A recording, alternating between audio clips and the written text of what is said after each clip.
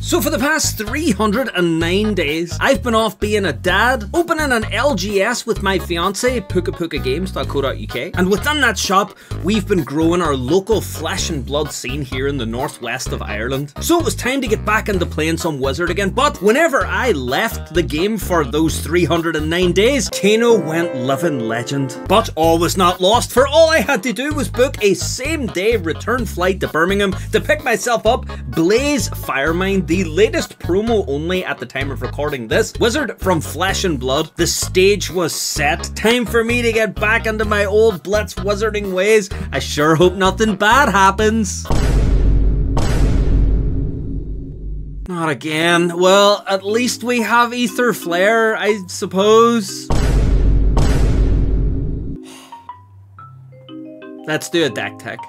So as a self-appointed Wizard player, I'm currently caught in that weird space between all of the goods cards getting banned and the next set coming out with all of the good Wizards. So my only choice at the moment for our Blitz armories is to play Blaze Firemind, and I've made some small tweaks after the banning of Aether Wildfire and Aether Flare. I didn't see that one coming. And honestly, it hasn't really changed the damage ceiling that much. So let's get into the deck tech. Also, I am aware that this card is kind of prohibitively expensive at the moment, so this is probably going to be more of a Talishar deck tech slash playing with friends who allow proxy and heroes, because this thing is like a ridiculous amount of money for what it is. So first, let's take a look at Blaze and her hero ability to see exactly how we're going to be taking best advantage of this throughout our lovely Wizard Blitz games that we can now play again. Yes! So, Blaze Firemind says, whenever you opt, put energy counters on Blaze equal to the number of cards looked at this way, and as a once per turn instant, we can remove X energy counters from Blaze, banish a Wizard non-attack action card from your hand with an effect that deals arcane damage equal to X. You may play it this turn as though it were an instant. So we get rewarded for opting all the time here, and really what we want to do is opt as much as possible, because we're going to get counters to play instants all over the place. Now the good thing about this is that this also goes hand in hand with the type of deck we're building, i.e. that Wizards are pretty much always combo decks. So all of the opt-in just allows you to stash every one of those cards at the bottom of your deck in order to find the combo pieces that you need, and by the time you find them, you'll have all the counters that you need to just blow up your opponent. It's fun. So how are we going to be achieving our wicked wizardly ways? First, let's take a look at the equipment. On the arms, we have Metacarpus nodes so that we can pay 1 extra on our big kill turn to get some extra damage. For the boots, we have Storm Striders, which allow us to pay 1 resource as an instant in order to play a Wizard non-attack action as an instant. And for the cloak, we have Spellfire Cloak. Some people like to use Spring Tunic in some of the lists that I've seen. Personally, I like Spellfire Cloak better, just in case you do get a chance to pop off before turn 3,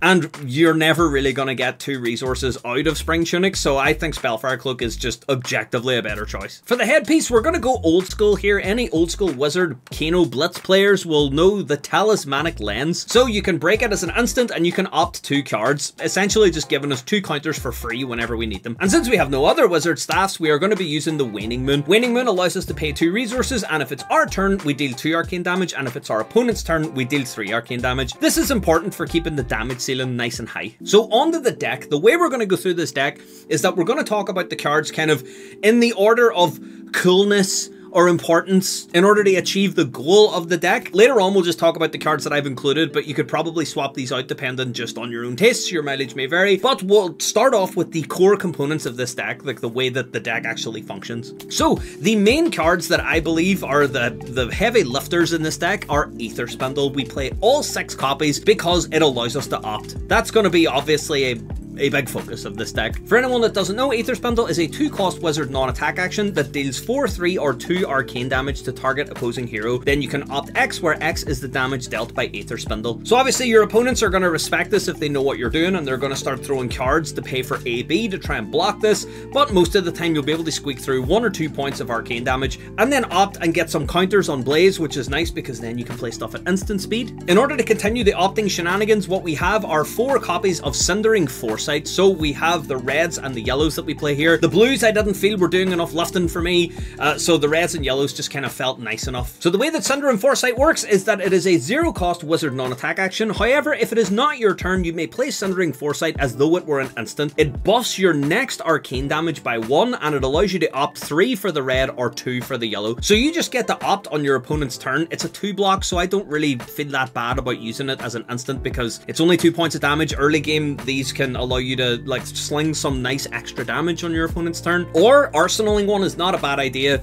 so that you can play it at instant speed and then use it to kind of raise the damage of your final big attack. But we'll move on to that later. Next, for our opting shenanigans, I've decided to play 4 copies of Whisper the Oracle. It's a 3 block non-attack action, so it fits great and with wizard decks, and I played the 2 reds and the 2 blues. It is a 0 cost action with go again, so it's great for playing it on your turn and then slinging a spell afterwards, but it just straight up allows you to opt 4 or opt 2. At this point, anytime you hear opt, you just think counters. And finally, the last big opt in this deck, there are others, but this is the last kind of like proper opt card in the deck, is Gaze the Ages. It's a 0 cost wizard non-attack action that allows you to opt 2. However, if you've played another wizard non-attack action card this turn, you can put it back into your hand as it resolves. So really what you want to be doing here is playing Gaze the Ages along with something else. There are some really cool things that you can do with Blaze in order to get this card back in hand, so we'll discuss those after we go through the cards of the deck. For our main damage output, we're playing 2 red Emeritus Scolding, 2 red Swell Tidings, and 2 Sonic Booms. All of these cards cost 2 resources, so yes, they are a bit expensive, but we are looking to get a lot of damage in the least amount of steps possible, so these fit the bill really well. Emeritus Scolding deals 4 damage if it's your turn, or 6 if it's your opponent's turn, which is just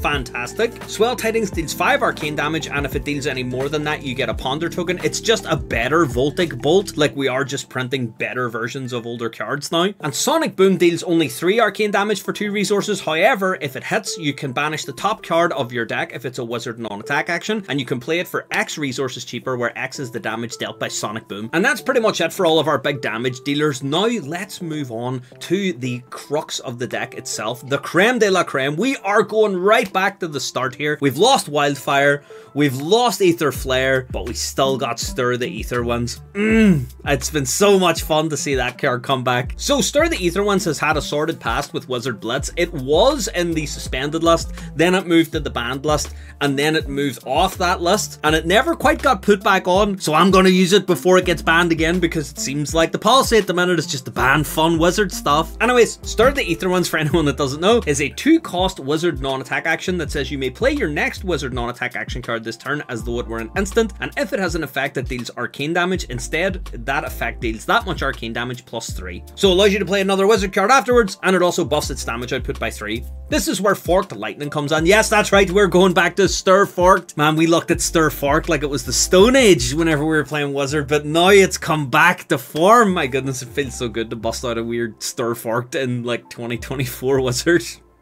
So Forked Lightning, for anyone that doesn't know, is a 3 cost wizard non-attack action that deals 2 arcane damage twice. So currently printed versions of the card say deal 2 arcane damage to target hero, deal 2 arcane damage to target hero, and then anything that buffs that damage buffs both instances, even though it's only one source of damage. However, over on the new Flesh and Blood card database, great job by the way, that's actually a really great resource, we now have the errated true text, which says deal 2 arcane damage to 2 target heroes. You may target the same hero twice. Cool, that's exactly what I'll do. So the main thing we want to do here is we want to play Stir the Aether Ones into Forked Lightning on our opponent's turn.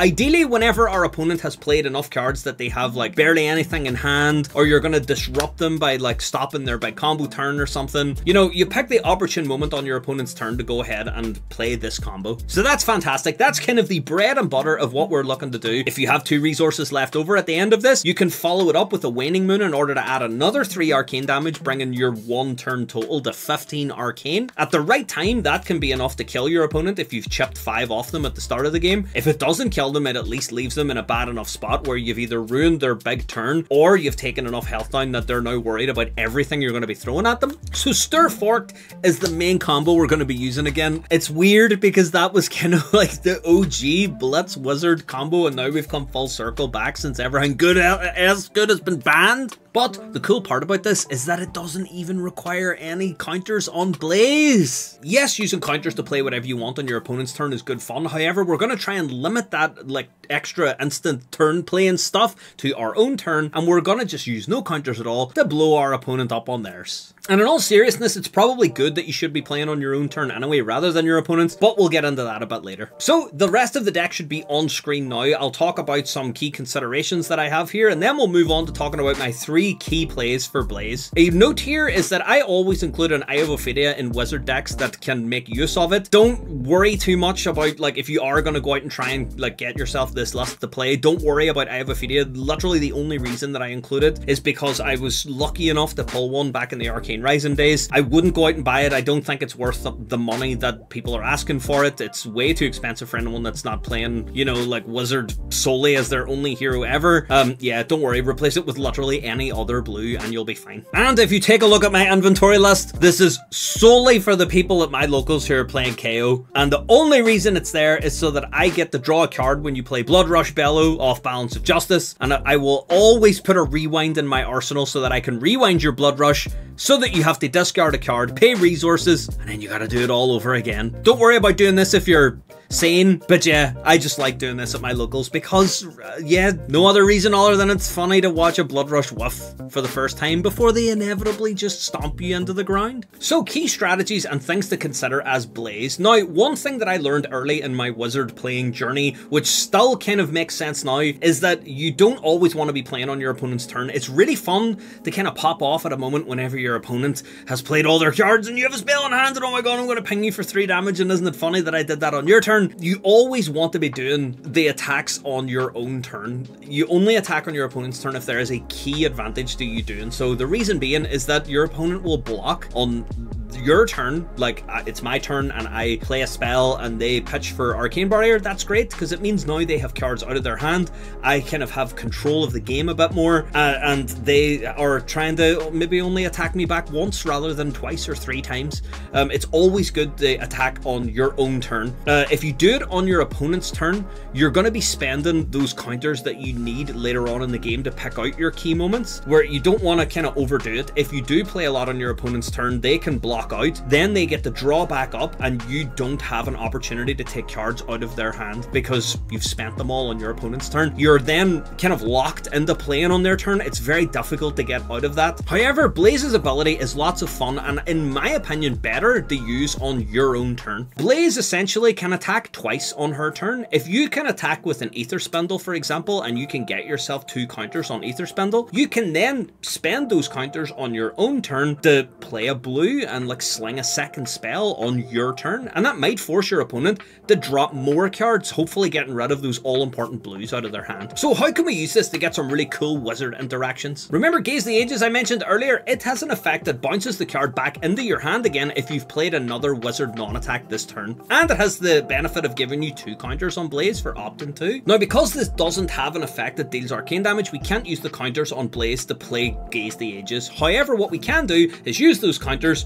to go ahead, play another card at instant speed, which doesn't use our action point. Then we play Gaze the Ages, which allows us to up to, and since we played another Wizard non-attack action as an instant, Gaze the Ages comes back into our hand. It doesn't matter that you've played it as an instant, it's still a non-attack action card. So always think about trying to play something else when you have Gaze the Ages in hand. It's not a bad deal to just play it to opt to if you need to.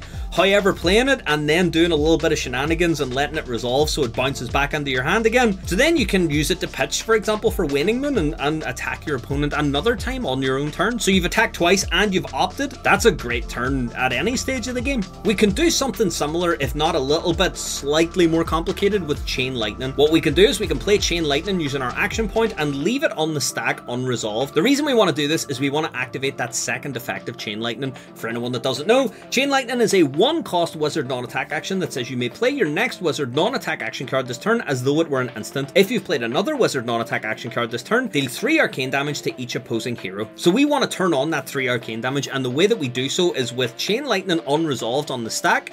We can spend energy counters from Blaze to play another spell from hand, which deals some arcane damage. Then Chain Lightning can resolve, dealing its own arcane damage and allowing us to play yet another Wizard non-attack action at instant speed. This is essentially 3 attacks for 1. My goodness, that is great. And if you choose some cheap enough attacks, you may have 2 resources left over over for Waning Moon. And all of this is fantastic to do on your own turn, because again, you're stripping those cards from your opponent's hands and you're leaking that damage through, because we are working towards the return of Stir Forked. So the fun thing about the Stir Forked combo is that it is all reliable. It doesn't actually need any counters on Blaze at all. So the way it works is that you go ahead and you pay for your Storm Striders. That's one resource. They allow you to play your next Wizard non-attack action at instant speed, and that Wizard non-attack action is going to be your Stir the Aether ones. So now you've used up an entire blue, you can then play your next Wizard non-attack action at instant speed, which is going to be your Forked Lightning. So now we're 6 resources in, and Forked Lightning is going to apply the 3 buff from Stir twice, which means that we're going to be doing 3 plus 2, which is 5, and then we're going to do that again. So we're coming in for 10